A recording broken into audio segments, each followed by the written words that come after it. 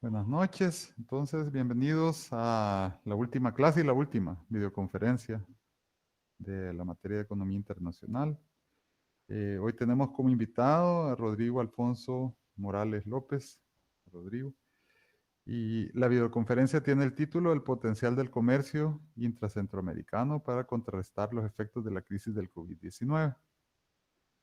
Les digo algunas generales de Rodrigo, para, breves para ir empezando. Rodrigo actualmente se desempeña como investigador postdoctoral en la División de Estudios de Posgrado de la Facultad de Economía de la UNAM. Es catedrático del doctorado de Ciencias Económicas de la Universidad de El Salvador y ha sido profesor en algunos periodos en la UCA. Ha ganado premios en diferentes certámenes de investigación de CEPAL y del Banco Central de Guatemala y del Instituto de Investigaciones Económicas de la UNAM, y tiene varias publicaciones en revistas internacionales arbitradas. Al final les he puesto su página. Bueno, una página. Sacó su grado de doctor y maestro en economía en la Universidad Nacional Autónoma de México, la UNAM, la licenciatura en economía en la UCA, y sus líneas de investigación incluyen cadenas globales de valor, actualmente el impacto económico de la crisis del COVID-19, sobre integración económica, comercio internacional, competitividad y matrices insumo-producto. Y ahí abajo les puse la página de ResearchGate, donde pueden ver referencias a él, algunos artículos. Me parece que tiene bastante. Entonces, sin más, le damos la bienvenida a nuestro invitado y espero que podamos aprovechar la charla. Eh, la, Ok. Podemos, si querés, puedes cargar Ahorita, el centro. sí, Ajá. Y ahorita. podemos dedicar, como siempre digo, los primeros 50 minutos, una hora, ¿verdad? Para que expongas por ahí. Ujú, Y después damos tiempo para algunas preguntas de las personas, bueno, de los estudiantes principalmente. ujú. Eh, y a los estudiantes que participen, al final que si pueden abrir, ¿verdad? La cámara y el micrófono para hacerte preguntas, ¿verdad? Porque Ujú. también en esta modalidad es muy poco lo que uno se ve, entonces lo aprovechamos. Sí, Entonces, ok. bueno, sin más, bienvenido, Rodrigo. Déjame Bueno, exponer. muchas gracias Roberto por la invitación y bueno, es un gusto estar aquí acompañándolos, ¿no? En este curso de Economía Internacional 2 y pues yo les voy a hacer una presentación sobre algunos trabajos de investigación que tengo en curso y algunos resultados también de trabajos anteriores, ¿no? Entonces, bueno, sin más preámbulo, vamos a comenzar. Eh, pues el título de la presentación es El potencial del comercio intracentroamericano o intrarregional para contrarrestar los efectos de la crisis del coronavirus. Entonces, pasamos a la introducción donde vamos a hablar un poco sobre las características de esta crisis, de ahí cómo ha transmitido la crisis a Centroamérica, tanto los mecanismos internos como externos de transmisión. Dos láminas que nos hablan un poco sobre los antecedentes de la integración económica en Centroamérica y de ahí ya pasamos a los hechos estilizados del comercio intrarregional, qué impacto ha tenido esta crisis, ya que es lo que ya podemos observar sobre el comercio intrarregional.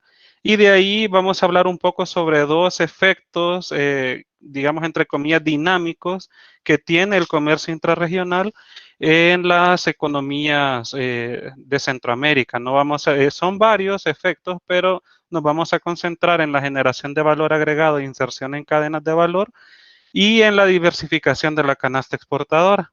Entonces, bueno, pasamos, ¿no? Eh, Veamos, esta doble crisis ha sido, pues, como ya sabemos, tanto sanitaria como económica, ¿no? De ahí, bueno, hemos tenido, digamos, golpes tanto por el lado de la oferta como por el lado de la demanda y hay una vulnerabilidad clara más grande de los países en desarrollo y de Centroamérica en particular, como por ejemplo estamos observando la vulnerabilidad que está asociada a los fenómenos climatológicos, ¿no? De ahí, bueno, también nos estamos enfrentando al riesgo de tener una nueva década perdida. Y aquí, bueno, quería extenderme un poco en este punto. Esto yo creo que todavía se podría evitar con el diseño de políticas contracíclicas adecuadas. Con contracíclicas me refiero a que van en contra del ciclo, es decir, si vemos de que se nos está reduciendo el consumo, pues el gobierno puede venir y hacer políticas fiscales que no, traten de amortiguar esta caída en el consumo, ¿no? En cambio, si hace una reducción del gasto, el gobierno pues entonces está contribuyendo al ciclo y estaríamos ante una política procíclica.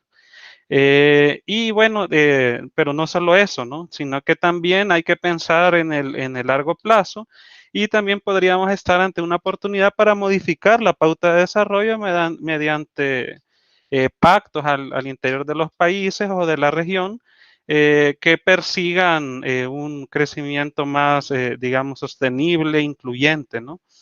Entonces, bueno, yo en esta exposición lo que argumento es que el comercio intrarregional o intracentroamericano puede ser un pilar dentro de una estrategia más amplia, especialmente para el caso de El Salvador, ¿no? De ahí, bueno, ya discutiremos después qué tan factible puede ser esto, etcétera, ¿no? Entonces, pasando acá. Tenemos, bueno, ¿cómo nos encuentra esta crisis, no? En la región, pues tenemos un crecimiento económico moderado de 2.5 puntos en promedio durante 2019. Tenemos un espacio fiscal acotado. Bueno, el espacio fiscal hay muchos indicadores que están relacionados con el espacio fiscal, pero nos estamos refiriendo aquí al famoso cociente de deuda pública entre Producto Interno Bruto, ¿no? Que lo tenemos casi del 50% durante 2019 en promedio para la región, ¿no? Esto, bueno, ahora obviamente se va a incrementar mucho. Tenemos también altos niveles de pobreza, desigualdad e informalidad laboral. Tenemos también deficiencias en el sistema de salud que, bueno, son claras, ¿no? Y bueno, este reto pues supera ampliamente al que se vivió, digamos, con la crisis financiera mundial de 2008-2009. Y esto primero porque, bueno, la crisis para empezar es más aguda. Para continuar está el componente sanitario, que eso no lo tenía la crisis anterior. Y para seguir, la situación socioeconómica de la región ahora es más vulnerable que lo que era, digamos, en 2007, ¿no? Entonces, bueno, dicho esto, podemos ver cómo se ha transmitido esta crisis a los países de Centroamérica y aquí pues podemos diferenciar entre mecanismos internos y mecanismos externos. Entre los mecanismos internos, pues aquí tenemos que lo que más ha afectado pues son las medidas de confinamiento y el distanciamiento social, ya que pues han colapsado el consumo y también han deprimido la actividad productiva interna, ¿no? Estos efectos pues se van a amplificar por las insuficiencias que tenemos en la seguridad social, también por la amplitud que tiene el sector informal, que además trabaja en condiciones precarias y está escasamente bancarizado, cosa que también es importante ya que a la hora de tratar de hacerle llegar apoyos, pues es difícil, ¿no? Es difícil, digamos, identificarlos, ¿no? Y además la operatividad de estos apoyos. Entonces, bueno, otro punto que hay que tener en cuenta aquí es que el impacto se distribuye de manera desigual entre la población y los sectores económicos. Entonces, bueno, por ejemplo, entre la población pues tenemos grupos vulnerables claros, ¿no?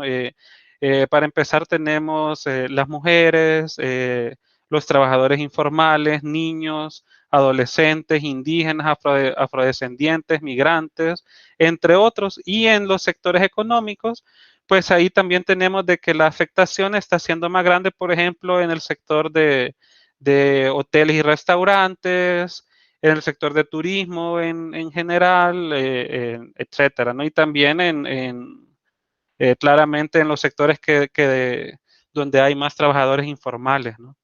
Entonces, bueno, estos serían los mecanismos internos y ahora pasamos a los mecanismos externos. En los mecanismos externos, pues lo que tenemos es, primero, que hay una caída, ¿no?, en las fuentes generadoras de divisas. Estas, tanto en exportaciones, turismo como remesas, aunque estamos viendo que a partir de la mitad del año las remesas han empezado a recuperar tanto en México como en los países del Triángulo Norte de Centroamérica, aunque ello no quiere decir de que, de hecho, han incrementado con respecto a los valores del año anterior, aunque ello realmente no indica tanto una buena señal. ¿Por qué? Por ejemplo, aquí en un estudio aquí en México ha señalado que esto se puede deber a una especie de ahorro del migrante que ha estado con todo esto que había pasado de la incertidumbre por las elecciones en Estados Unidos, han estado enviando también parte de sus ahorros previendo alguna posible deportación y además, dada que la situación es precaria para muchas familias en El Salvador, especialmente para varias de aquellas que reciben remesas, pues entonces también han buscado enviar más dinero para apoyar a estas familias, ¿no? Entonces tampoco es que se pueda celebrar esta situación. Sin embargo, al inicio sí cayeron las remesas y las exportaciones han caído también, especialmente en El Salvador, como ya veremos un poco más adelante. Y también, bueno, el turismo, ¿no?, que es complicado ahora con toda la crisis sanitaria, ¿no? Por otro lado, también tenemos interrupciones en las cadenas internacionales de producción, porque también dependemos de insumos intermedios para poder producir, ¿no? Y al inicio de la crisis, pues como muchos países cerraron sus fronteras, detuvieron procesos en aduanas, etcétera, entonces se complicó conseguir insumos, ¿no? Y de ahí, bueno, es la forma que tiene de inserción que tiene la región en la economía mundial, que se cimenta en la exportación de productos básicos o en régimen o en la maquila, acentúa el papel de la balanza de pagos como restricción externa al crecimiento. ¿A qué me refiero con esto? La balanza de pagos puede llegar a imponer una restricción al proceso de crecimiento porque este demanda más recursos externos de los que se pueden obtener. Entonces, el ritmo del proceso estaría determinado por los recursos externos que sí es posible conseguir y por lo tanto la dificultad para obtenerlos puede ser un cuello de botella y esto estaría condicionado por la estructura productiva de los países y también por la tendencia del sistema a reproducir estas características de la estructura productiva, ¿no? Entonces, bueno, estamos hablando de economías pequeñas que tienen claramente restricciones externas al crecimiento y además que dependen mucho de las divisas, ¿no?, que entran del exterior. De ahí, bueno, aquí tenemos un poco para poner algunos datos. Tenemos qué tanto representan las exportaciones, el turismo y las remesas en el Producto Interno Bruto.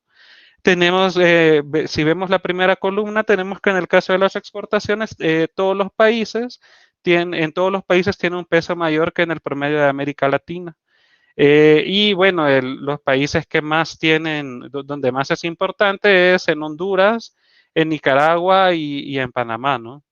De ahí tenemos el turismo, donde, con excepción de Guatemala, es también superior al promedio de América Latina.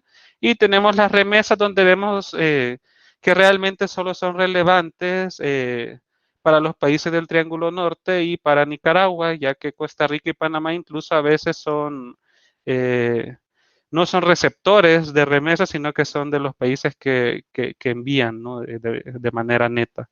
Entonces, ¿a dónde entra el comercio intrarregional aquí? Pues el comercio intrarregional, pues en este esquema está vinculado con las exportaciones, ¿no? Entonces, en esta presentación nos vamos a enfocar nada más en el comercio intrarregional de bienes, ¿no?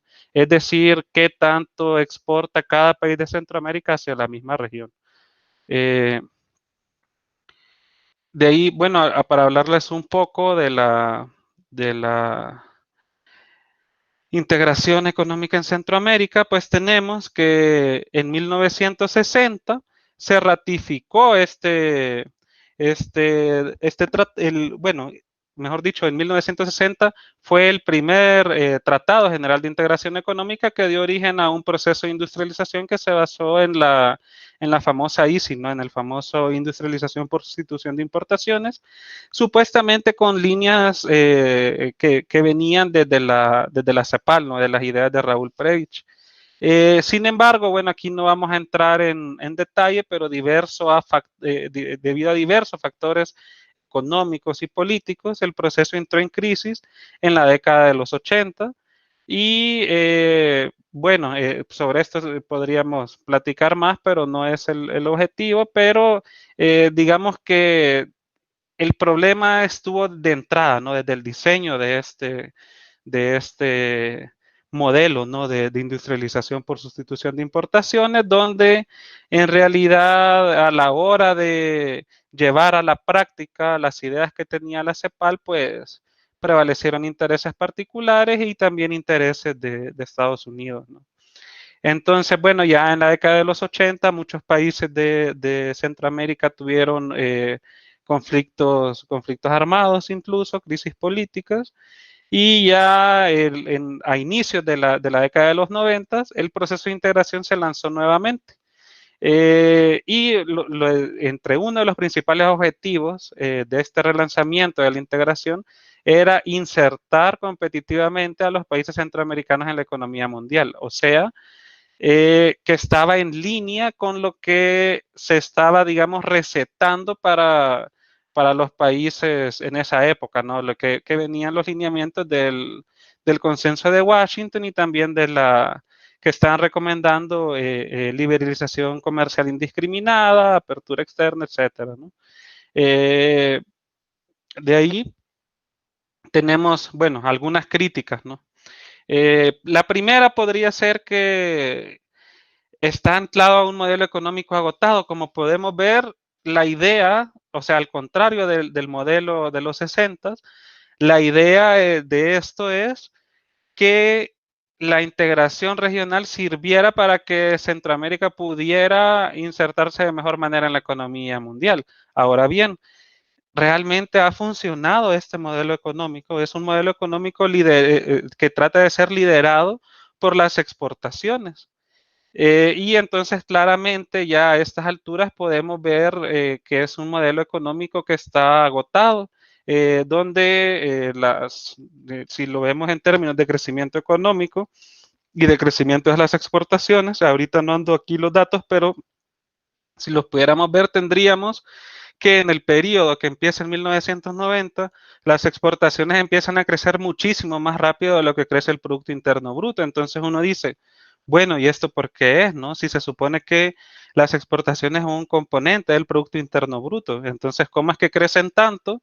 Y sin embargo, no hay crecimiento económico, no significativo. Entonces, sobre eso vamos a hablar un poco más adelante y desde ya les adelanto que tiene que ver con el valor agregado que está incorporado en las exportaciones, el cual es muy poco en el caso de Centroamérica, ¿no? De ahí otra crítica es que hay una falta de compromiso político real al interior de los países. Existe toda una institucionalidad de la integración, y bueno, cada 6 meses cambian presidencia, hacen un montón de reuniones, pero realmente o sea, no hay un interés realmente genuino o fuerte al interior de los países por promover esto. Es más, muchas veces para lo que se ocupa este esquema es, más allá de algunas iniciativas que sí puedan tener, es también para tratar de atraer cooperación, ¿no? Internacional por medio de este esquema de integración. De ahí tenemos, bueno, acá hay una subordinación a los tratados bilaterales. Uno dice, bueno, el protocolo de Guatemala de 1993, que se le hace a este tratado de 1960, dice que el objetivo final es lograr la unión económica plena entre los países y bueno, uno ve que no estamos ni cerca de esto, ¿no? Y además, también uno de los pasos para llegar a alcanzar esa unión económica plena es alcanzar una unión aduanera, ¿no? La unión aduanera, ¿qué es? La unión aduanera es que tenemos un arancel común externo para todas las exportaciones que vienen de afuera y tenemos una especie de libre comercio adentro de los países que están integrados. Ahora bien, ¿cómo va a funcionar este del arancel común externo? Si cada tratado, que son varios, o sea, El Salvador no solo tiene tratado de libre comercio con Estados Unidos, me parece que tiene con Japón, con Corea, con un montón de países, incluso con países donde el comercio internacional no es significativo, y con cada uno de estos países tiene un calendario de grabación arancelaria diferente. Entonces, es bien complicado, digamos, hacer concordar todos estos calendarios de grabación arancelaria de todos los tratados bilaterales que tiene cada uno de los países de Centroamérica para lograr esta unión aduanera, ¿no? Entonces, básicamente, la integración ha estado relegada a un segundo plano, ¿no? No ha sido el pilar esencial de la política comercial que se ha seguido a partir de la década de los 90. Y de ahí, bueno, otra crítica es que hay que realmente, digamos, lo que podemos observar ahorita de la importancia del comercio, y como ya lo veremos más adelante con algunos datos, es que es que la vegetativa ante el crecimiento de la demanda. Un autor de apellido Guerra Borges de Guatemala, pues señala de que realmente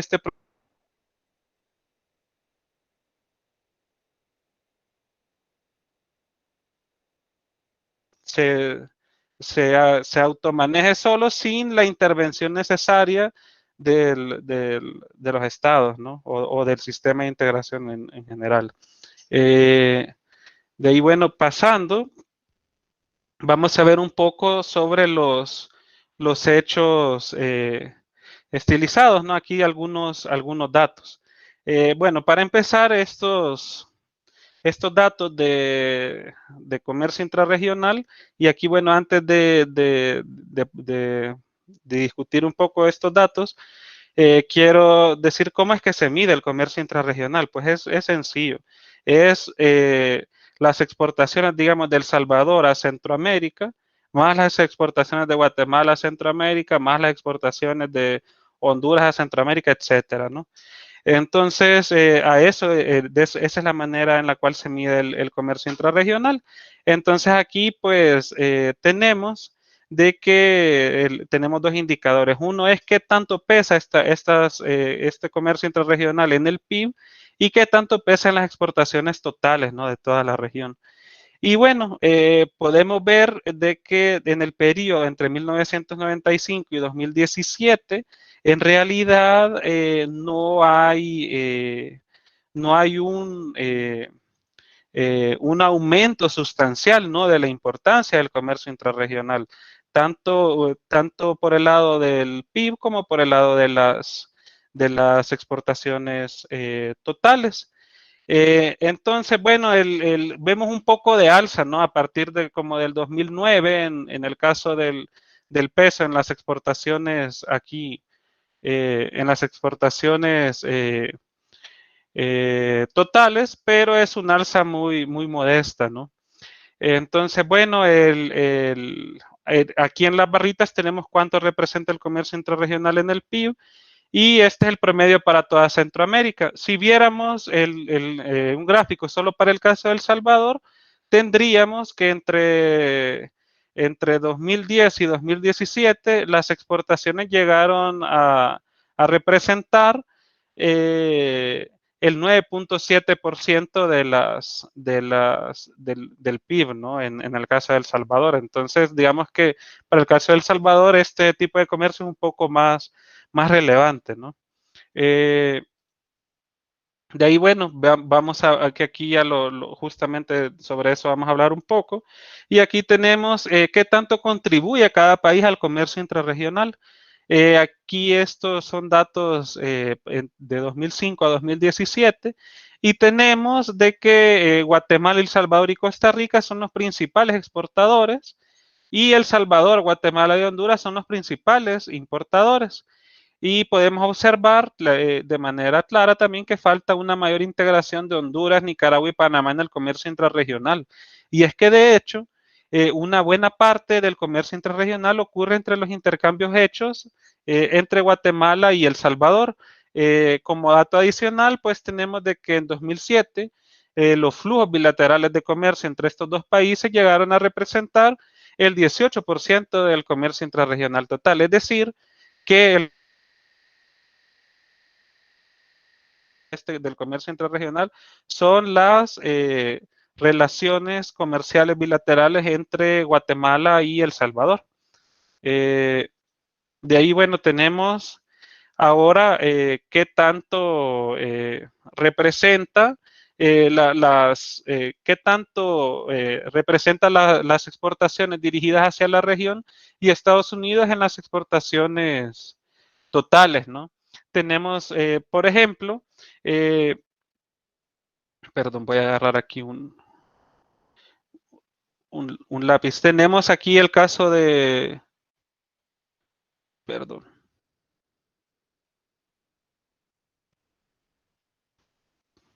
Bueno, tenemos aquí el caso de El Salvador. Aquí está.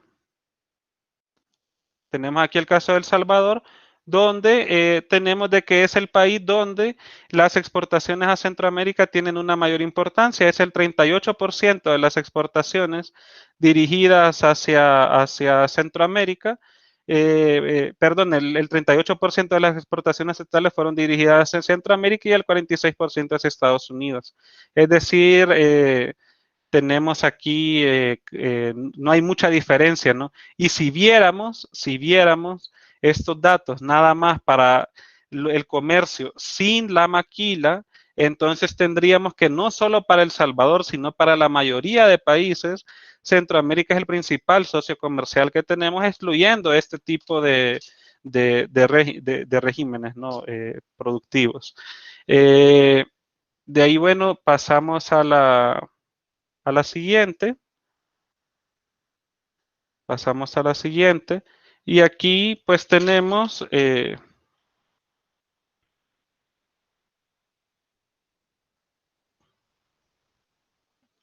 aquí tenemos, el objetivo de este gráfico es mostrar cómo se comportó el comercio intrarregional en la crisis de 2008-2009, ¿no?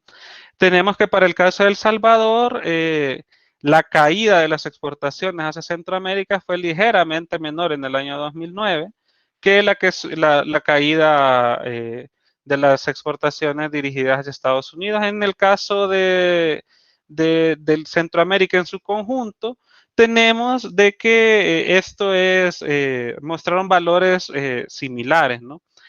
Aquí creo que es importante resaltar de que en El Salvador cayeron 5 puntos menos las exportaciones dirigidas hacia Centroamérica y como dato adicional también que Nicaragua y Honduras, en Nicaragua y Honduras cayeron ligeramente más las exportaciones hacia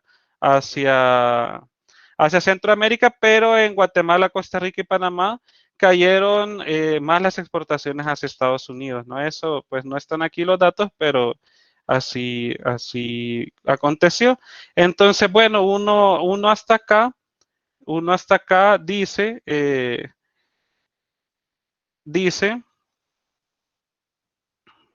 perdón que esto está un poco extraño.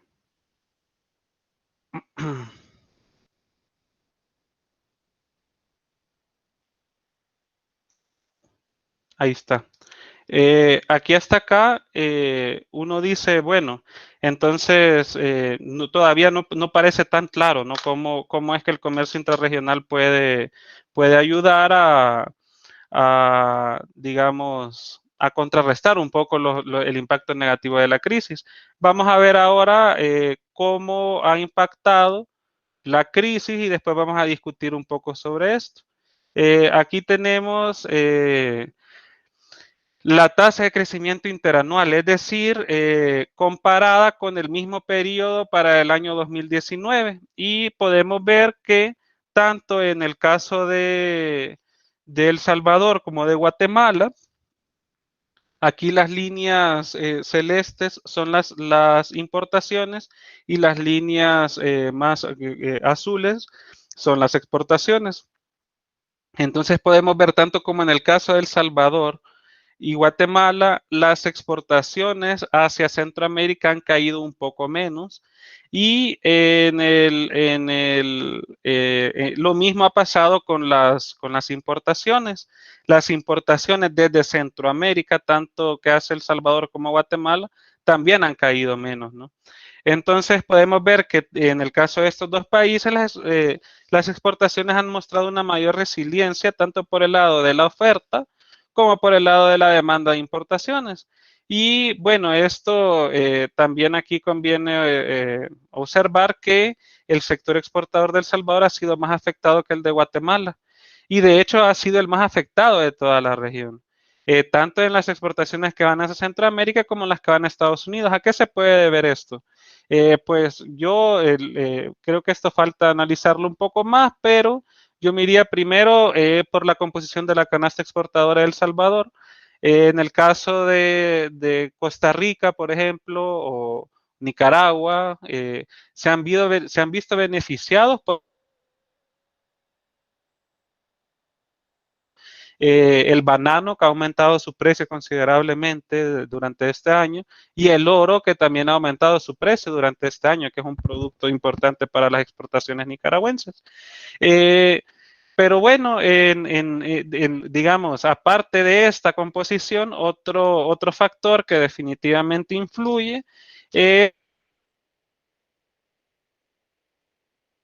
una economía dolarizada, ¿no? Entonces eso es como estar operando con un tipo de cambio fijo donde no podemos hacer básicamente nada con nuestra...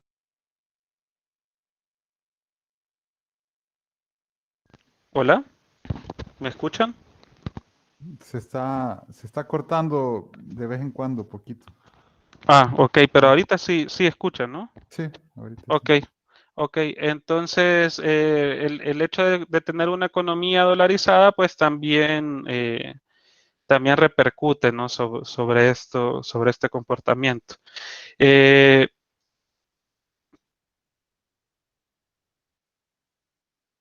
Tenemos a Honduras y Costa Rica. Y aquí podemos ver que la resiliencia ha sido mayor en las exportaciones dirigidas hacia Estados Unidos. Sin embargo, la demanda por importaciones desde la región ha caído menos también en estos países. Y como les decía, pues aquí hay que tomar en cuenta el comportamiento de los precios, ¿no? De productos básicos como por ejemplo cayó la caña de azúcar, que es un producto importante para las exportaciones de El Salvador, pues en el caso del banano y el oro, pues han aumentado.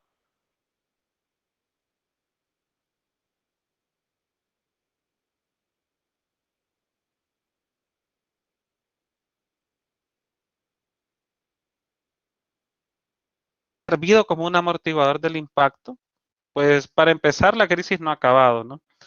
Y bueno, hay que tener en cuenta de que comercio intrarregional que opera diferente de acuerdo al país en cuestión. En Guatemala y El Salvador, pues parece claro que el comercio interregional tiene una mayor resiliencia, ¿no? Ante estos choques externos. Sin embargo, en Honduras y Costa Rica no parece tan claro.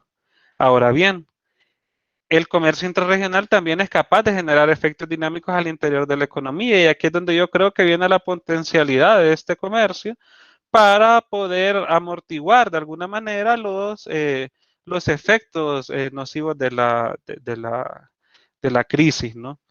Eh,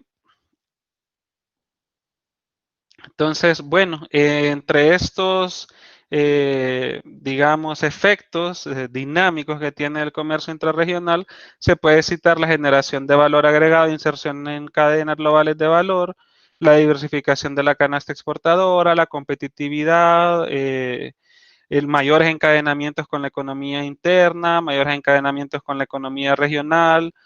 También hay un componente digamos, sirve para contrarrestar los efectos nocivos de lo que se conoce como una economía dual que opera en la región, ya que esto ocurre cuando tenemos básicamente dos economías adentro del mismo país. Tenemos una que está asociada a la producción y exportación de las maquilas o las zonas francas, y tenemos otra que a lo que podríamos llamar economía interna, ¿no? Entonces, estas dos economías tienen diferentes características y básicamente están desconectadas entre sí, y eso genera, bueno, una serie de problemas, ¿no? También se está asociada con una mayor sofisticación tecnológica de la canasta exportadora, el comercio interregional y también con una mayor calidad de las exportaciones, ¿no?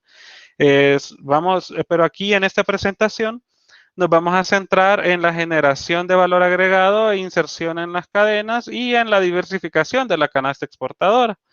Entonces, bueno, ya pasamos a generación de valor agregado e inserción en cadenas. Y aquí vamos a hablar un poco sobre qué es esto de las cadenas, ¿no?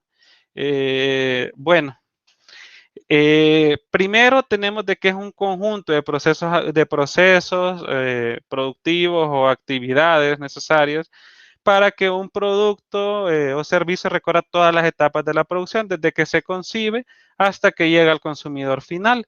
Y bueno, entonces, digamos aquí poniendo un ejemplo, podríamos decir, el ejemplo de la prenda de vestir. Tenemos el diseño, que es cuando se concibe.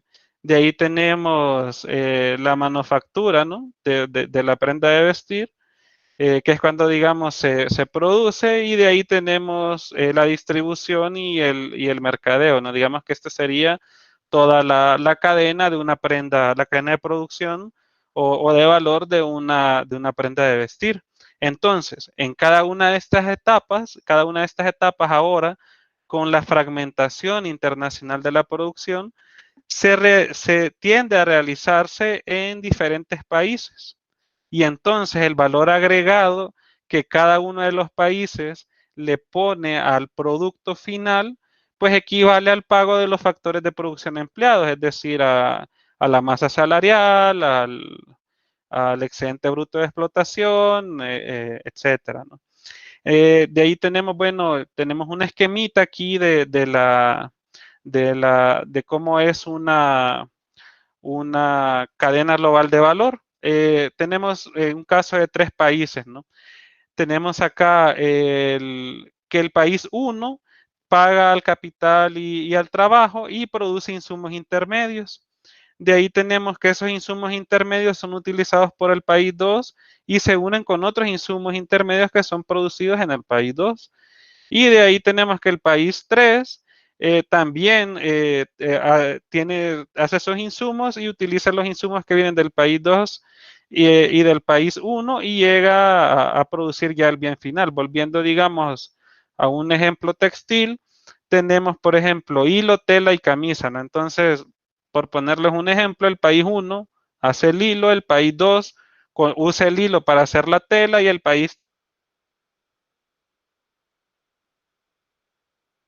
camisa realmente la produjo toda el país 3. No, sino que una parte se produjo en el país 1 y en el país 2, ¿ya? Entonces, aquí es donde está el asunto, ¿no? Esto lo vamos a ver un poco más, eh, un poco más ahorita con la siguiente diapositiva. Y aquí tenemos, digamos, los tipos de cadenas, ¿no? Las cadenas estas productivas no necesariamente son lineales. Podrían, digamos, dos casos paradigmáticos de tipos de cadenas, podría ser el de la araña y el de la serpiente. En la araña, pues podemos ver que está el país, si estas letras son países, entonces el país J y el país T le envían insumos al país C y el país C ensambla y lo envía al país U. Ahora bien, en el de la serpiente, el país J le envía al país T, el país T le envía al país C y el país C le envía al país U.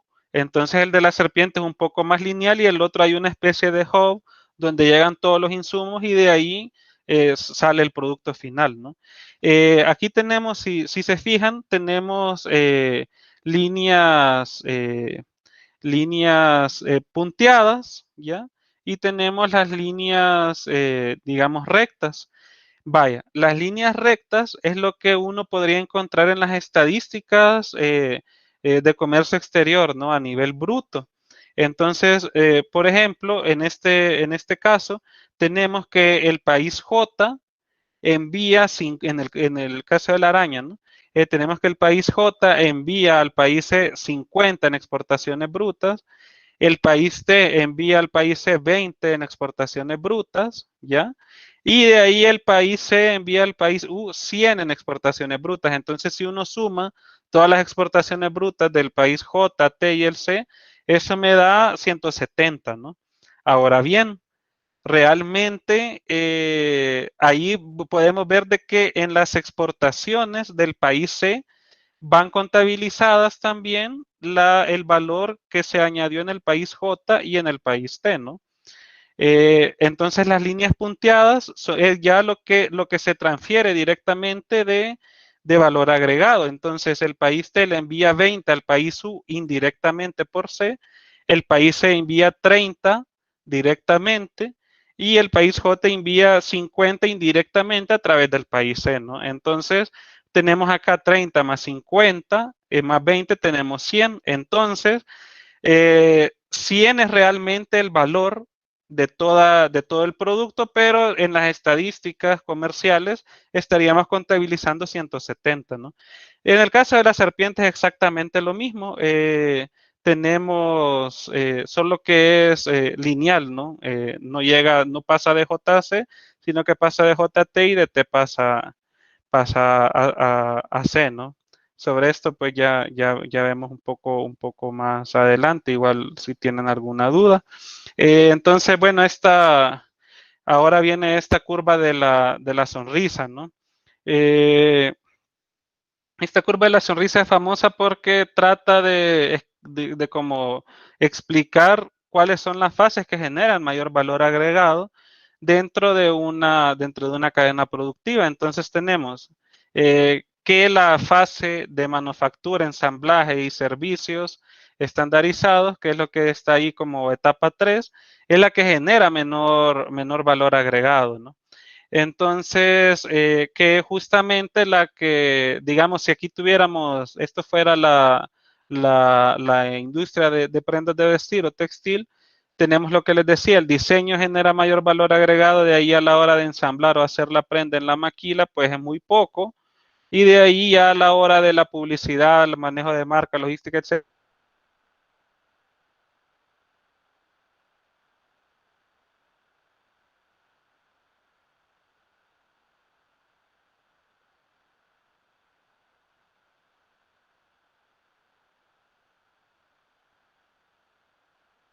Bueno, eso depende de cada cadena, pero bueno, eso no vamos a entrar en detalle, ¿no? De ahí, bueno, tenemos este esquemita donde nos trata de explicar cómo se puede vincular las exportaciones con la demanda interna y el crecimiento económico. Desde esta estrategia de liberalización comercial, pues se ha buscado que el crecimiento económico sea liderado por las exportaciones, pero esto solo puede funcionar si los países incorporan suficiente valor agregado en sus productos exportados, ¿no? Entonces aquí tenemos, bueno, tenemos desde que las exportaciones contienen valor agregado doméstico directo, es decir, lo que le pagan al capital y al trabajo, ¿no? Esto pues promueve el mercado interno, pero las exportaciones también demandan insumos. No solo, no, digamos, una empresa, aparte de pagar su planilla de salarios y obtener ganancias, también demanda insumos para hacer sus productos. Estos insumos pueden venir de la producción interna o pueden venir de las importaciones, y aquí es donde está la clave. Lo importante es que vengan de la producción interna, porque si se fijan, las importaciones ya no están aquí vinculadas con nada. Entonces, si yo estoy importando mis insumos, pues lo que yo le voy a agregar de valor al producto final va a ser menor.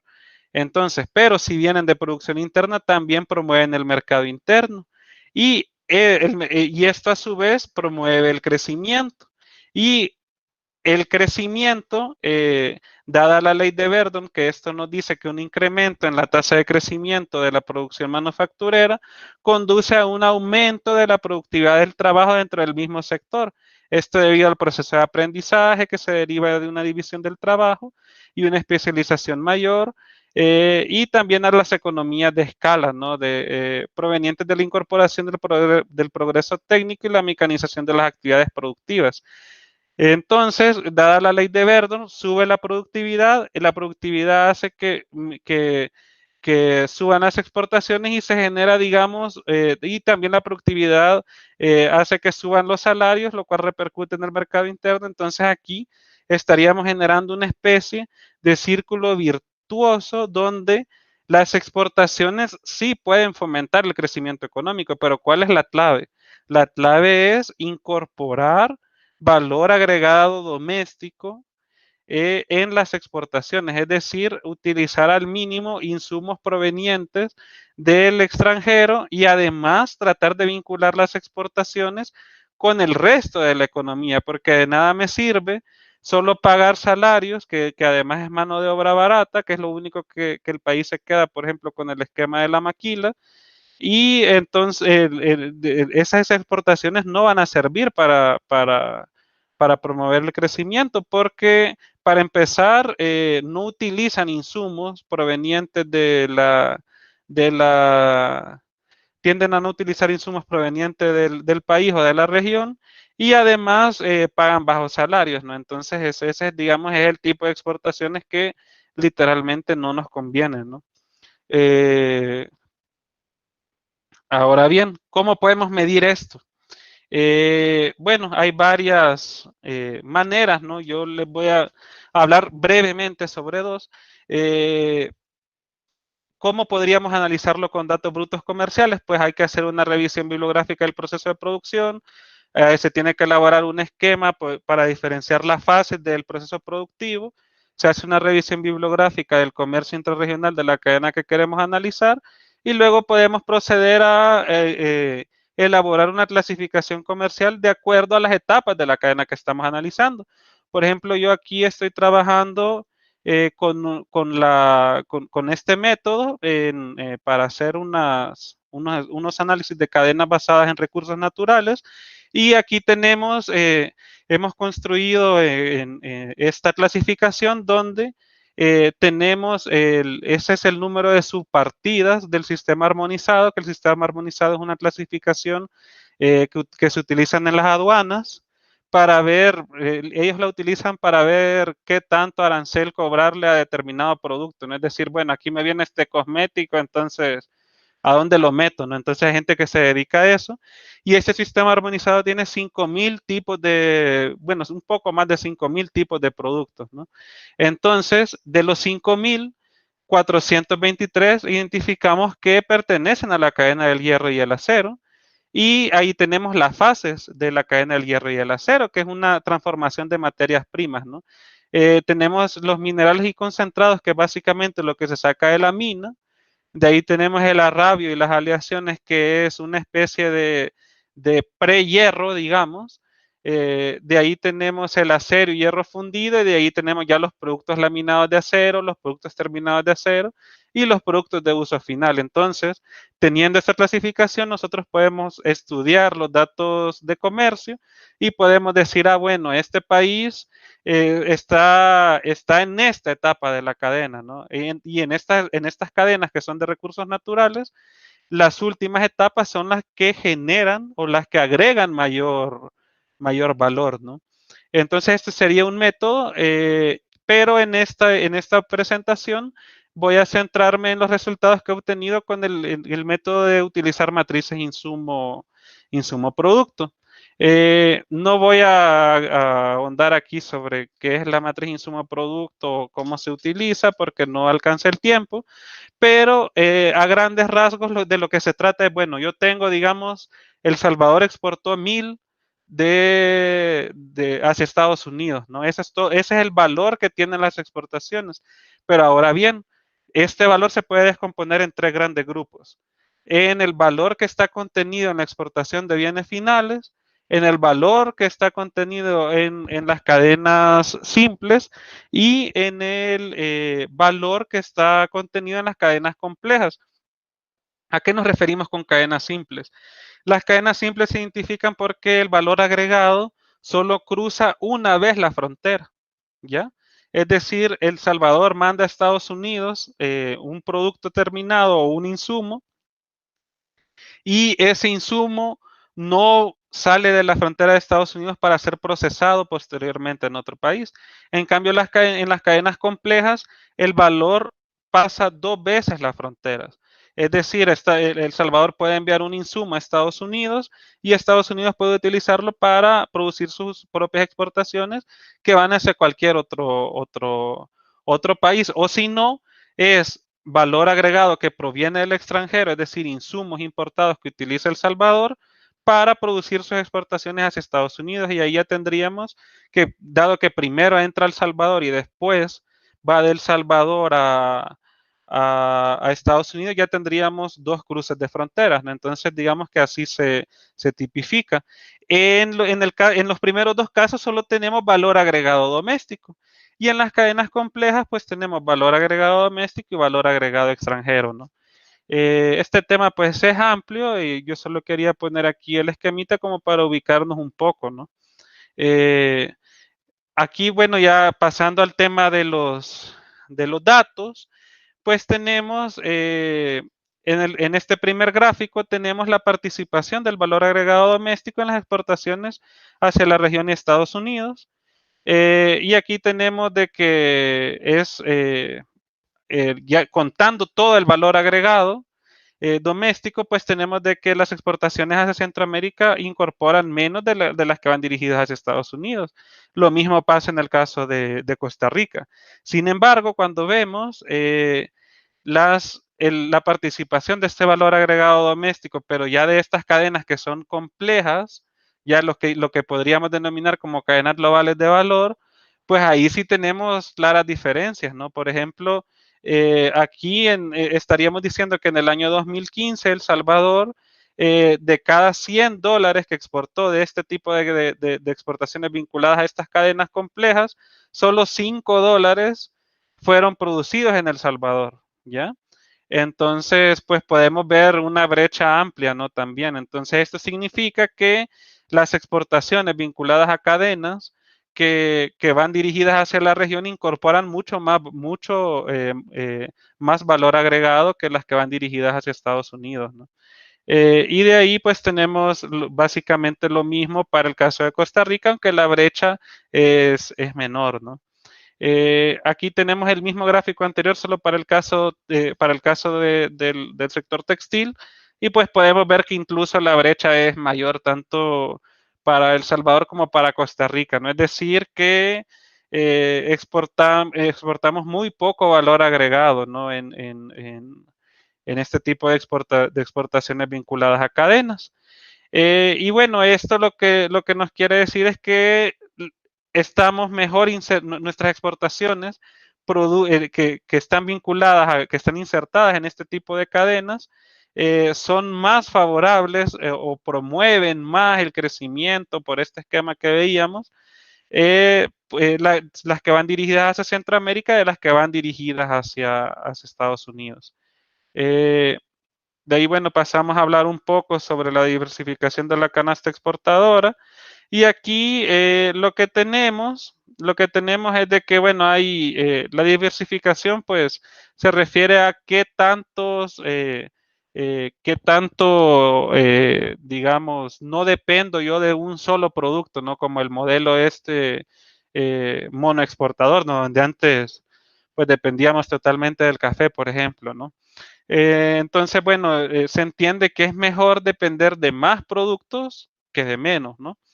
Y bueno, los canales de transmisión entre el comercio intrarregional y diversificación de exportaciones son que el comercio intrarregional tiene menores costos asociados, que fomenta las economías de escala, que entre los países integrados promueve la competitividad y también desarrolla capacidades productivas y tecnológicas.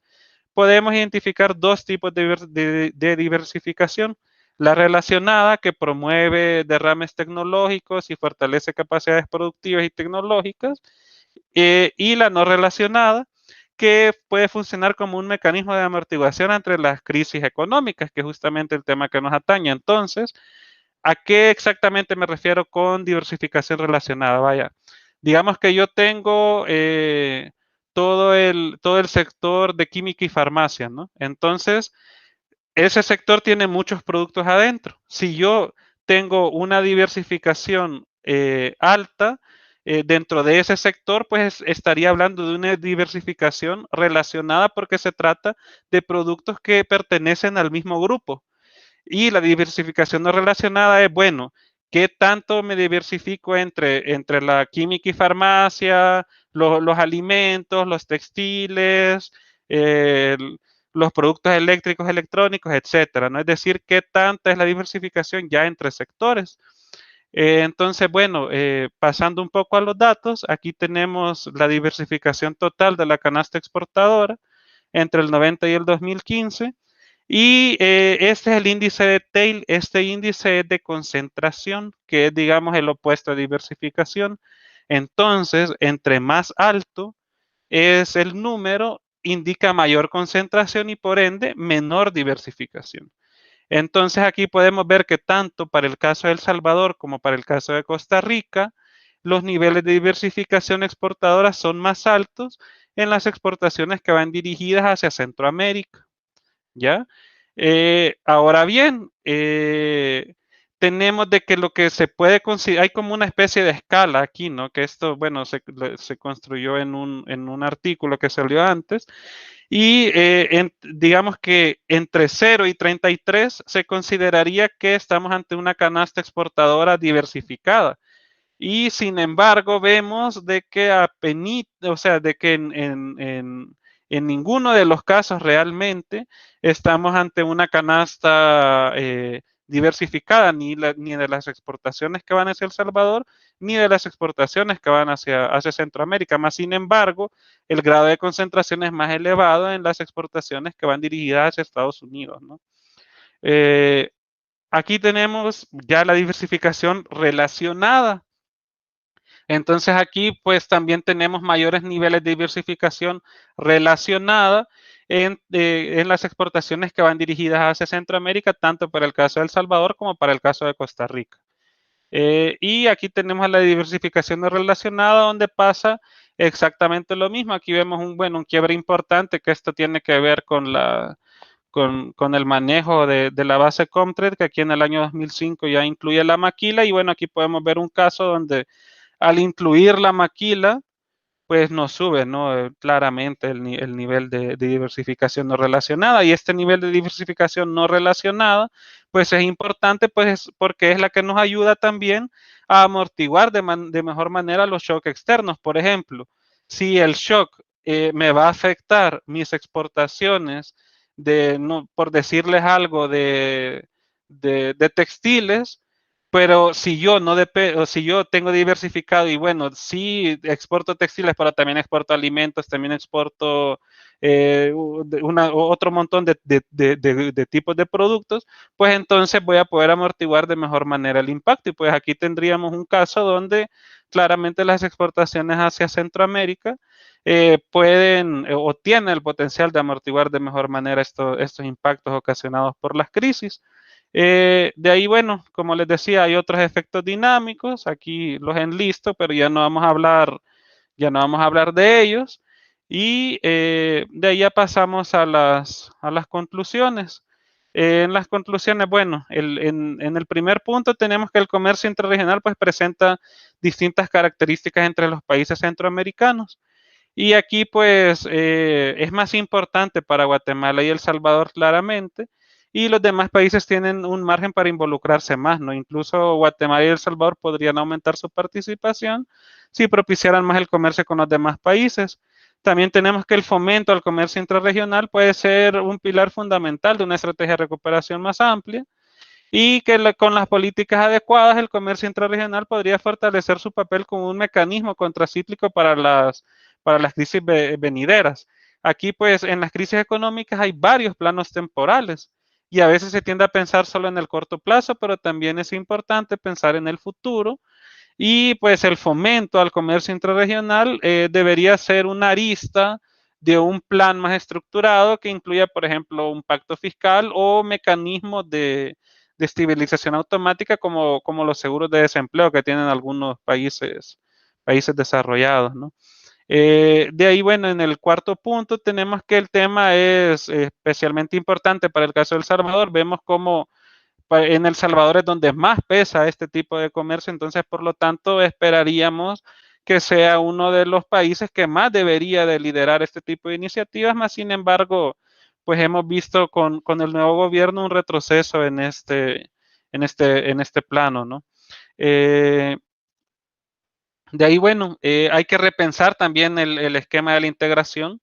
Este esquema necesita ser actualizado porque está anclado a un modelo de acumulación que está totalmente agotado, que está basado en la liberalización comercial, en la exportación de mano de obra barata. Creo que esta debería al menos, o sea, no se ve por dónde, por las condiciones políticas, pero debería al menos ser un punto de quiebre para pensar en, bueno, ¿qué vamos a hacer ahora? Porque tenemos, aparte de la crisis, tenemos, o sea, aparte de toda la crisis sanitaria, es un hecho que el modelo de acumulación que digamos, se implementó en en los países desde la década de los 90 está totalmente agotado, ¿no? Y bueno, igual yo creo que no es bueno decir que no ha dado los resultados esperados, porque igual y sí, ¿no? Igual y por ejemplo la tasa de ganancia les ha subido, ¿no? Pero en sí para el funcionamiento en general de la economía y para el bienestar de la población, este modelo ha sido un fracaso. De ahí, bueno, tenemos también que el patrón de inserción en las cadenas de las exportaciones intrarregionales están vinculados a una mayor generación de ingresos internos, ¿no? Y de ahí tenemos también que hay una mayor diversificación exportadora en las exportaciones dirigidas hacia Centroamérica. Y bueno, ahorita se está hablando mucho de que esta crisis está provocando una reconfiguración en las cadenas globales de valor. También junto con la guerra comercial entre Estados Unidos y China que ya venía ocurriendo, ¿no? Desde que empezó la administración de Trump. Eh, Esto pues hay que tomarlo con cuidado, ¿no? Porque de lo que se trataría es de tratar de pensar primero cómo se van a reconfigurar y segundo, de qué manera podríamos aprovechar esto, pero tenemos que evitar cometer los errores del pasado. No podemos pensar, bueno, yo voy a maquilar la camisa, ¿no? Y ya con eso ya me inserté en la cadena, estoy inserto en la economía mundial y bueno, ahí ya viene todo lo que se deriva esto de las ideas del libre comercio y ya este es el plan, ¿no? O sea, este no puede volver a ser nuestro plan. Eh, Esto habría que tomarlo con cuidado y bueno, otros puntos para acuerdos a nivel regional, por señalar algunas áreas, pues se podría llegar a acuerdos tributarios, de atracción selectiva de inversión extranjera directa, de circulación de capitales de corto plazo, migratorios, de producción estratégica de determinados productos y también con una visión a más largo plazo se podrían lograr acuerdos para modernizar la infraestructura del sistema de salud, cosa que estamos viendo que es trascendental, para promover las energías limpias, transporte público, ciencia, tecnología, innovación, entre otros, ¿no? Entonces, bueno, esta sería mi presentación y pues ya les cedo la palabra, ¿no? Sí, muchas gracias, Rodrigo. Ha sido muy interesante. La tenés muy estructurada. Y Gracias. sos bastante optimista con Bueno, Centroamérica. sí, no, No, bueno. pero has dicho muchos elementos, me parece, estructurales eh, de nuestra relación con Centroamérica. Los invito a todos a que le puedan preguntar a Rodrigo. Eh, Aprovechemos que lo tenemos, además ya desde las últimas clases, me parece muy interesante lo que he estado estudiando. Entonces, los que le quieran preguntar pueden escribirlo allí en el chat si les da pena o tienen algún problema, o pueden abrir la cámara y el micrófono y hacerle algunas preguntas, ¿sí? Aprovechemos estos últimos minutos, ¿sí?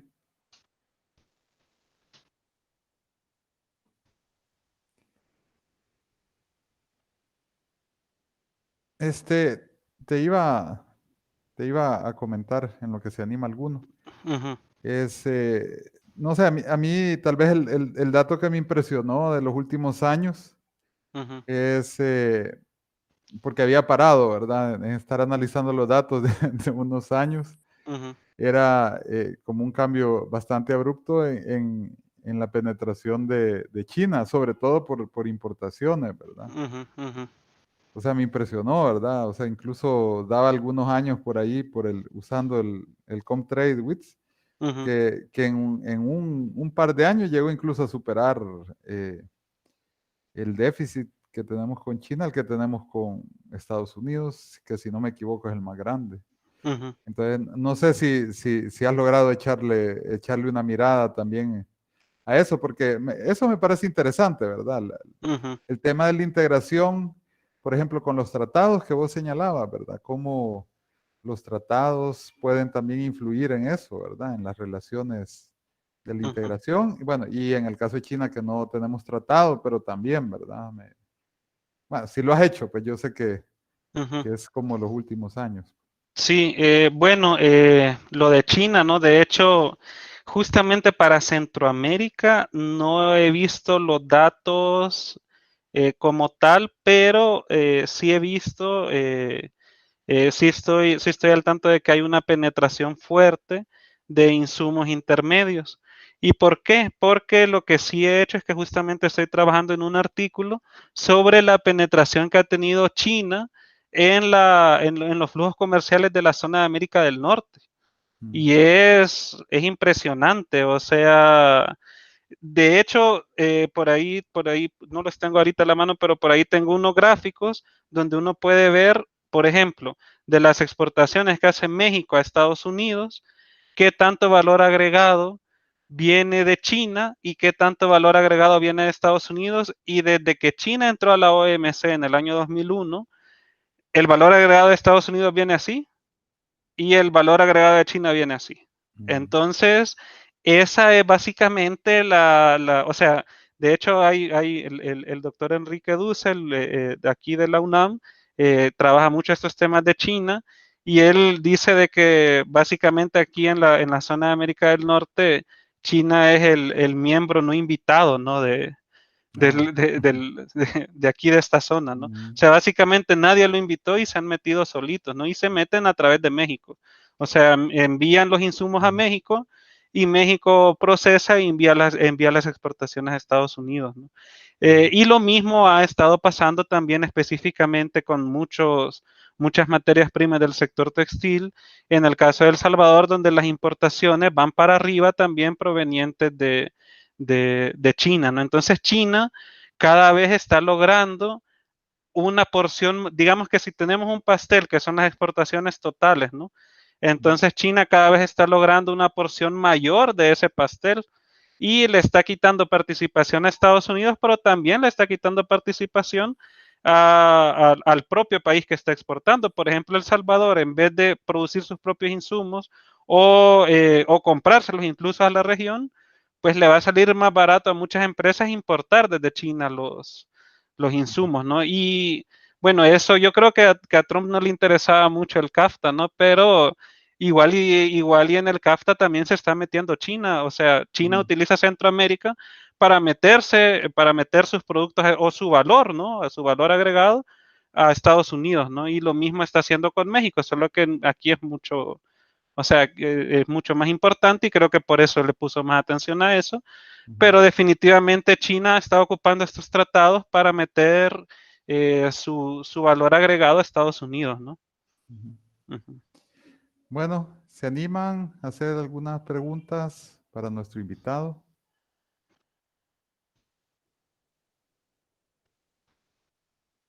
Ya es la última clase, ¿verdad? Sí. Bueno.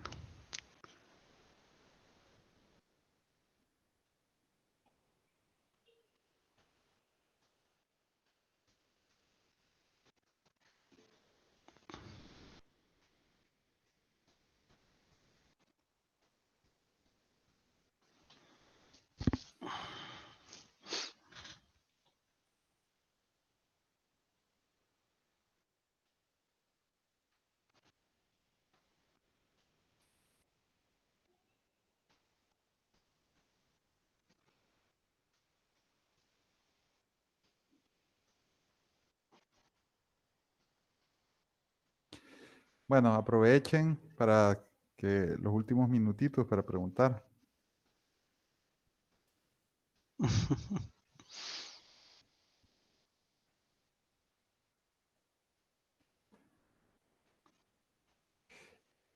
Este, en el que hacías de té de Tail, Ujú, como usaba dos, ¿verdad? Dos indicadores de, concentración, es verdad. ujú. El interno es, o sea, abrís más las partidas, si no entiendo mal.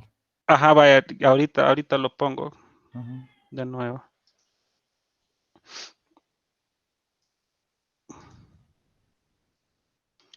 Sí, vaya, digamos que este es el total, ¿no? Ujú, Entonces, este es el ujú, índice de tail, ujú, digamos, de manera total, ¿no?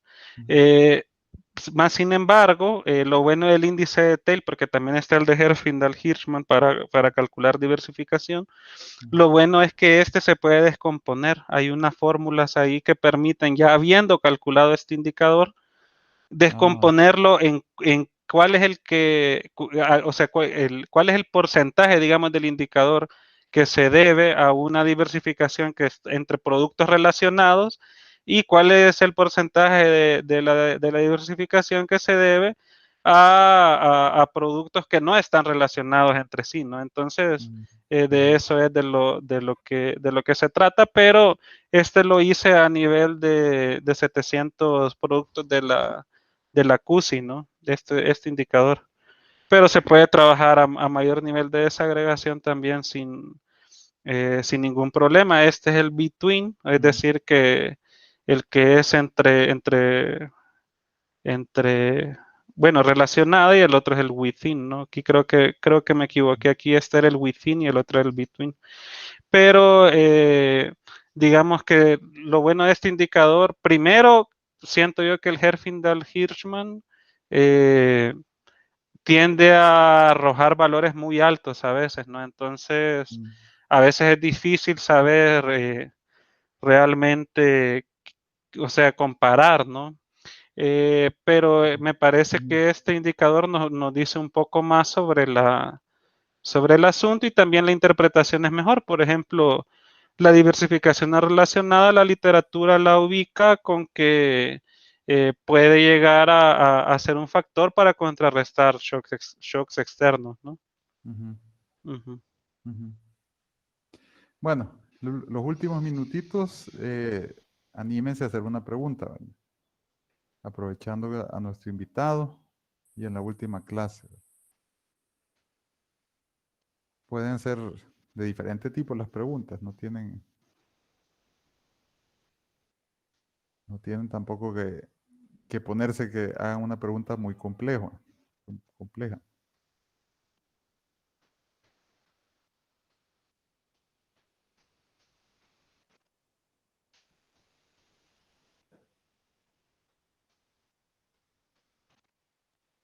Eh, la QSI que decías es la SITC, ¿verdad? No me Ajá, confunde cuando SITC. la traduce. Sí, sí, sí, sí. Es la SITC, la clasificación Ajá. comercial, ¿no? Ujú. Es la más larga, ¿verdad? Bueno, la que tiene más extensión de tiempo. Ujú, Sí, sí, sí. Ajá, es la más ujú, vieja, sí. Sí, sí. ajá, Bueno, empezó antes que el sistema armonizado. ajá, Ujú. Pero sí está bien, bien. eh, bueno, no sé, creo que son temas importantes, ¿no? Interesantes también. Y creo que no se habla mucho de esto. Bueno, hemos tenido al Ministerio de Economía en las últimas décadas enfrascado en firmar TLCs, ¿no? Con países que tenemos el 0.8% de nuestras mm, exportaciones, ni tenemos a todo el Ministerio de Economía ahí. O sea, creo que a esto no se le da toda la importancia que debería, ¿no? ujú. Bueno, no hay preguntas. Si no hay preguntas, ahorita terminamos. ¿Sí? Ok, Solo, buenas noches. Tal vez buenas una noches. consulta. Sí. Andrés. El- yo me recuerdo que al inicio, cuando empezábamos el curso, hablábamos de los TLC con usted, recuerdo Roberto, y decía que los TLC al final de cuentas eran cuadrados,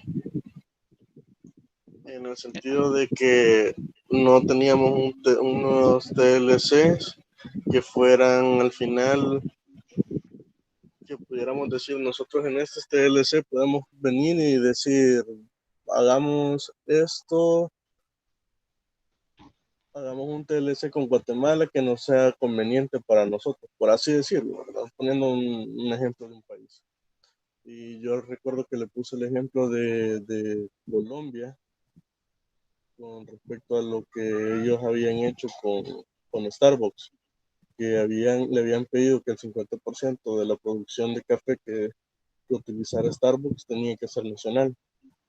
Ujú, No sé si al final de cuentas los TLC podrían ser al final convenientes en ese sentido y poderse manipular tal vez no hemos explorado los aspectos más, más profundos de un TLC en el cual podríamos tener una relación de ganar, ganar. No sé si se podría hacer algo por el estilo. ujú. Bueno, yo creo que complicado, ¿no? Que El Salvador pueda tener un TLC de relación ganar-ganar, ¿no? Pero digamos que por lo que yo estoy abogando no es por un TLC, porque el TLC libre comercio es la primera etapa nada más de un esquema de integración, ¿no? Más amplio. Entonces estaría abogando por este esquema de integración más amplio y no tanto nada más por quedarnos hasta el TLC. De ahí con lo que decís que me parece muy interesante, que Colombia esté exigiendo que Starbucks utilice el 50% de su producción de café, pero no creo que eso resuelva el problema. ¿Por qué? Porque para empezar, digamos, el café también es una cadena de producción y lo que le está pidiendo Colombia a Starbucks es que utilice sus granos de café. Pero Colombia entonces no va a procesar estos granos y realmente el café que vos te puedes tomar ya en el Starbucks, aunque lleve los granos colombianos, se paga muy barato y la mayor parte del valor y de la ganancia de ese café igualmente le va a quedar a Starbucks, ¿no? Entonces, creo que lo que Colombia debería tratar de hacer es, por ejemplo, en el caso del café y el cacao, es tratar de procesar más esos productos y exportarlos más procesados, ¿no? Por ejemplo, tenemos el caso del cacao donde países que no tienen cacao son los que hacen el mejor chocolate del mundo, ¿no? Entonces uno dice, pero ¿y por qué, no? ¿Por qué pasa esto, no? Entonces, creo que esas son las cosas que habría que detenerse a analizar un poco más, ¿no? Tal vez una cosa de la que mencionaba es, o sea, bueno, mi posición, ¿verdad? Ujú, Que los tratados de libre comercio no son como acuerdos genéricos, ¿verdad? Que eso tal vez es como lo más preciso que quiso ujú, decir. O sea, los ujú, tratados de libre Exacto, comercio, perdón, ahí tiene toda la razón. Que eso es lo que cuando usted dijo que no era lo más idóneo en ese sentido, que la ajá, palabra que acaba de decir. porque sí, eso yo creo que cuesta, ¿verdad? A la gente negociadora le cuesta más, ¿verdad? A los economistas a veces nos cuesta porque no leemos las leyes, ¿verdad? Entonces nos cuesta leernos el mamotreto, ujú, pero es muy común. Pero, o sea, el punto fuerte, pienso yo, y lo puedes, digamos, no desde fe, sino si agarras dos tratados, vas a ver un poco el punto, es que los tratados de libre comercio son acuerdos con nombre y apellido, por decirlo así, pues no son genéricos, ¿verdad? No es el ser humano, no es un acuerdo genérico, sino que ujú, son unos acuerdos con una determinada lógica, ¿verdad? Y es la ujú, lógica de liberalización. ujú, Entonces, por ejemplo, yo le decía a él que sería interesante ver el caso, porque tienen muchas excepciones, pero yo me atrevo, ¿verdad?, a decir de lo que estaba hablando él del caso de Starbucks, que si lo hicieron, eh, para sorpresa de la gente que digamos que no lo vemos, ¿verdad? Es que esa es una excepción más que la lógica. O sea, los tratados lo que pretenden es prohibir ese tipo de prácticas. O sea, que ujú, un país le diga a Starbucks, venga y use nuestros granos. La lógica de los tratados de libre comercio es que eso no se ocurra. Porque en toda la parte de inversiones, en la parte de reglas de origen, la lógica es que los tratados no te dejen discriminar, entre comillas, ponerle, ¿verdad? Porque no lo estoy usando en un sentido peyorativo, entre lo nacional y lo extranjero, incluyendo ujú, bienes, servicios, proveedores de servicios, empresas, inversiones. O sea, que no te deje tratar diferentes, sería eso. Y sobre todo, que no te deje darle preferencias a los nacionales. Entonces yo le decía, si hubiera en todo caso eso de Starbucks, yo me animo, o sea, no lo he revisado, ¿verdad? Pero me inclinaría, creería, ¿verdad? Y que no estar equivocado, que fue una gran excepción por tal vez el peso que tiene el café y los grandes cafetaleros de Colombia que no iban a dejar entrar café de fuera, ¿verdad? Entonces es ujú, como el que vende café aquí es café de aquí, punto, ¿verdad? Entonces, ujú, pero es una excepción más que la lógica. O sea, justamente los tratados tratan de inhibir que los países hagan eso y los capítulos de inversiones son bien, bien claves, pues que lo que buscan es que no le pongas requisitos de desempeño a las inversiones. O sea, no le puedes pedir generar empleo, consumir productos nacionales como regla general. Por eso yo creo que en los tratados siempre es bueno decir como regla general, si no, digamos, no nos podríamos entender, porque van a haber muchas excepciones particulares. Por ejemplo, los uniformes aquí en El Salvador, ¿verdad? Cuando hicieron el de la Unión Europea, ¿verdad? Se preocuparon por poner una excepción, ¿verdad? Que los uniformes de la policía, de los colegios, sí se los pudiera dar a nacionales a producirlos. Si no hubieran hecho eso, eso hubiera tenido que ser una licitación internacional tipo CAFTA, que si se fijan cuando sacan licitaciones de la ALACAP, muchas veces le ponen al lado una cosa de CAFTA, es porque no puede ser restringido a los nacionales, ¿verdad? Entonces, si no le hubieran puesto ese pequeño detalle, las concursos de los uniformes, ¿verdad? De escolares, de la policía, creo que también, hubieran tenido que ser abiertas a los socios de los TLC, ¿verdad? Entonces, se preocuparon, por eso digo que es bueno siempre decir como regla general, pero aún que sea la excepción, yo pienso que confirma la regla general, o sea, como decimos, ¿verdad? La excepción confirma la regla. O claro. sea, es una excepción a la lógica del CAFTA que es impedir que eso ocurriera. Entonces es como, bueno, vamos a tener esta excepción. Y lo que hacen los tratados con las excepciones es que, por decirlo así, las congela, porque en muchas normativas uno se ve obligado a registrar la excepción y no podés incrementar la excepción. a menos que la negociase. Entonces, por ejemplo, si a El Salvador se le ocurriera, ¿verdad? Y la regamos, ¿verdad? En vez de poner solo eso, sería hospitales, ¿verdad? Todo el sector público, ¿verdad? Vamos a dar uniformes y todos textiles y todo eso entrara, ¿verdad? Se van a dar cuenta que si no lo registraron, está limitado a que vos hagas, porque eso sería una discriminación en la concepción de los tratados de libre comercio. O sea, estás discriminando a los extranjeros, le estás cambiando las reglas para limitarles el ingreso, entonces estás haciendo un trato preferencial a los nacionales, a los bienes, a los proveedores, a las empresas, a los inversionistas. Bueno, ese Claro. es tal vez el No, punto.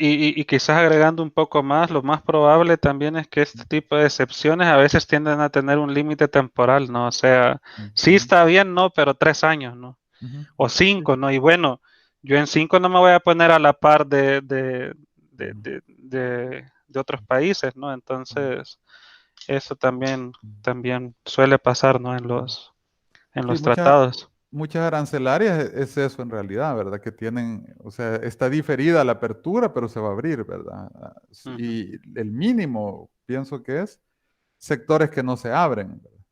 Pero ujú, muchas veces, ahí pienso yo que puede haber alguna deficiencia si no se preocuparon hacer estudios, ¿verdad? Que si no vieron la cadena, ujú, pueden abrir un sector y no otro, entonces es matar a uno de ellos. Por ejemplo, yo les contaba que los dulceros, me acuerdo que con el TLC de México estaban así muy preocupados en El Salvador porque habían abierto los dulces, pero no les habían abierto el azúcar, claramente, ¿verdad? Porque el azúcar lo que es en El Salvador. Entonces, y con México, decían, ¿verdad? Que es una potencia dulcera en el mundo, ¿verdad? Entonces ujú, estaban, no sé, la verdad no he visto, ¿verdad? También sería interesante verlo, ¿verdad? Cómo les ha ido, ¿verdad? Y yo creo que no les ha ido nada bien, ¿verdad? ujú. O No, sea, pues claro. ¿por qué no analizar la cadena, ¿verdad? Sí, de hecho, y también hay que tener cuidado con cuando uno ve los datos, ¿no? Porque uno, por ejemplo, no sé, vaya, por ejemplo, en las matrices de insumo producto que ya están en el caso de El Salvador, las pueden revisar en la página del banco. Uno puede ver ahí productos textiles, ¿no? Por ejemplo.